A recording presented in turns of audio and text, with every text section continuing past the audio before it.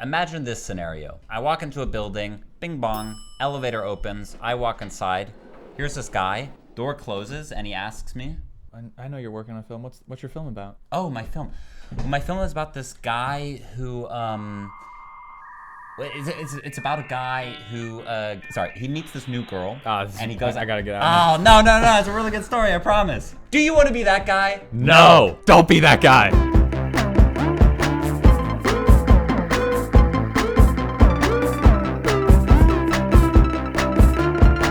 Today we want to talk to you about the infamous logline and why you cannot skimp on this. You have to go through all the way and just perfect your logline, not just on paper, but also be able to memorize it. So when the opportunity presents itself, you know it inside out. You're not going to hesitate, because if someone's uncertain, he might even have known what his story was about. But because he couldn't say it concisely and quickly and under pressure, he missed his opportunity. It might have been a funny skit, but something like that literally happened to me. It wasn't in an elevator, but it was during a call with a client where we were talking about their film that we were being hired to do post-production work on. It had nothing to do with my project, and we were working out how to solve a problem that we were dealing with. And at the end of the call, kind of just randomly, this Hollywood producer, I should say, casually just kind of goes, are you guys working on anything at the moment? And in that instant, my mind suddenly went to, hang on a minute, this guy's a successful documentary filmmaker who's had multiple films on Netflix. I have a documentary project that I've been working on and I know inside and out. And he's asking me what I'm working on. This is like my moment, a cinematic moment where someone important is asking me about my film, and I just don't even hesitate, and I say, yeah, actually, I'm working on a documentary. It's about a filmmaker who stumbles across an old box of childhood tapes, and he decides to use them to help his younger brother overcome anxiety and depression. Little did he know how much finding that box of tapes would change his own life. And he's like, well, that sounds interesting. Like, tell me a little bit more. And we get into a full conversation about this project, and long story short, he ended up investing in the film. We've talked about this happening before, but that moment, that one little moment, So small. Just one I could have opportunity. missed it, and I didn't. I knew what I was talking about, and I just said it. It just kind of came out, and it was just so exciting to be in that situation and actually be able to turn it into something. There's 2 points to that. One is coming up with the logline, right? Spending the time, doing the work, doing the iterations of what your logline can be. The second one is integrating that logline. You gotta fucking know that logline in your fucking heart when you're coming. Because Mads could still be in the elevator with somebody and they go, what's your film? And he goes, well, it's about a guy who finds a box of tapes and then he uses the tapes. If I say it in that way, does that sound very convincing? Does that sound very exciting? No. So you need the twofer. You need to know what it is, and you also have the confidence to be able to like say that in a This is an interesting story, and Exactly. I really believe that myself, and that's going to come across in my delivery of it. Here are a few tips that we've kind of recognized are universal components that all loglines should have. 1, you want to identify who the protagonist is. That should be pretty obvious. 2, you want to look at what's the inciting incident. And we made a video the other week that talks about just that. So if you haven't seen that, you can go back and watch that now. And what's the journey that they're going to go on in the film? Those are the 3 main things. The 4th one is what's at stake. What happens if they fail? What happens if this other thing gets in the way? What does the character risk losing? What does the character risk experiencing? Those are the 4 main components. Here are a few examples of loglines that we've come across that kind of cover all those points. So the first one we're gonna do is for the film The Imposter. Go check it out if you haven't seen it. The logline for this film is a documentary centered on a young Frenchman who claims to a grieving Texas family that he is their 16-year-old son who has been missing for 3 years. Let's check if we have the elements. Yeah, so the protagonist, A young Frenchman yeah, the inciting incident. claims to a grieving Texas family that he is their 16-year-old son. So there's clearly a scene in there where this happens for the first time. The journey, what could we imagine this actually being about? They've kind of done it smartly where the inciting incident is leading into a journey. The Frenchman who claims to a grieving Texas family that he is their 16-year-old son is what the film is about. How does he do that? What Keyword is happens? claims, right? Exactly. If he just announces, it's like, well, maybe that's true and it's about them being reunited again. But the fact that he says claims, it kind of hints at the fact that maybe this isn't true. Right. And that we have to kind of figure out who's telling the truth. Your logline should be mysterious to a certain extent. It should leave the reader wanting more.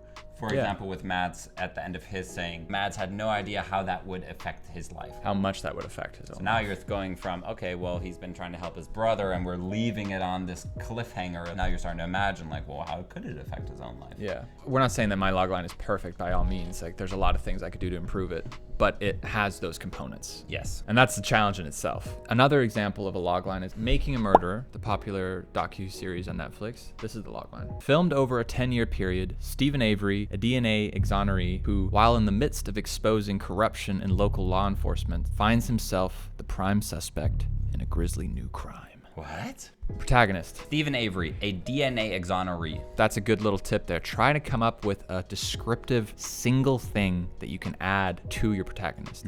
Not like a bunch of descriptions, because then it becomes fluffy. You want to think of like, what's one perfect word or one little statement about the character that gives us a little bit more information. It's very important to the story to know that this guy has already been under investigation and that it happens again. That's the thing that's unique about this. There's a million things that you're going to want to explain. So here's a really good example of, like, of course you want to say that about Stephen Avery, but all you need for the logline right now is Stephen Avery, a DNA exoneree. It gives you enough information. You can pull out of it the fact that he has been to prison and DNA evidence released him, which means he was probably falsely convicted. The inciting incident is that he finds himself the prime suspect in a new grisly crime. Yeah.